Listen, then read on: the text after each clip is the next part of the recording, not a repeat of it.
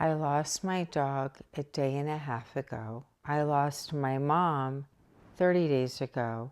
And I lost my dad a little over 2 years ago after not really even having time to grieve him. This is called stacked grief. Stacked grief is a term I just learned, and it's exactly what it says. It's grief that is stacked on top of grief.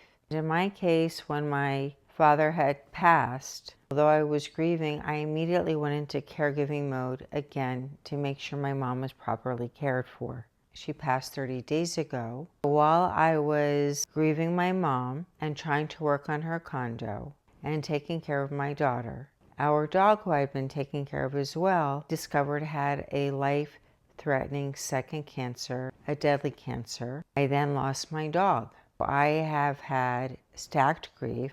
It's because the nervous system hasn't even had a time to settle in and process what's happened before it hits with another secondary loss. When I walked into my home the first time after losing my dog, I opened up the garage door and I imagined seeing his body running towards me with the pitter-patter on the feet and his tail wagging and that mouth opening while he'd smile.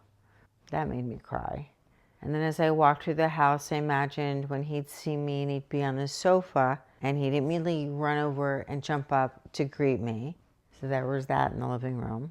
And then as I walked into the kitchen, I imagined him coming to see me in the kitchen. Then there was this spot in the kitchen where I'm cooking and I'd be looking out over him over the living room, and he just had this way where he would just put his paws over the sofa and look outside on the mountains. That was kind of his spot. I think about him there. Then I'd sit on the sofa and I'd imagine him running over to me, putting his head and laying it right on my lap.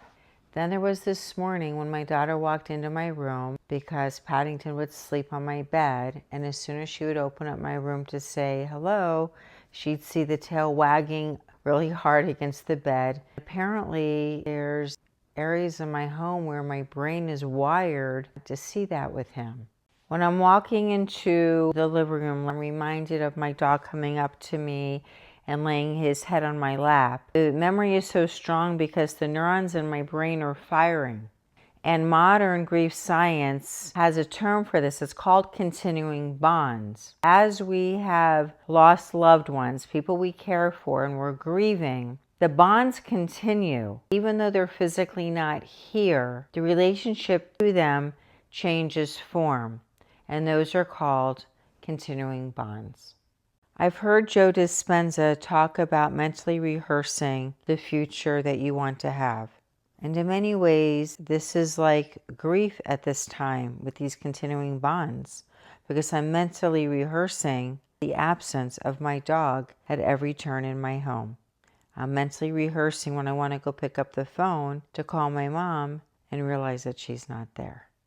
Maybe continuing bonds are not about denial, but rather learning how to still hold love for the person, pet, or whatever we've lost without them being here in physical form. And maybe stacked grief isn't about weakness. It's just what we experience when our body has not had a chance to heal. And we have already started the process of grieving something second or third, while our bodies neurologically haven't even processed the grief of what we just lost. If you're going through something similar, you're not broken. I know it can feel this way. Your nervous system trying to catch up.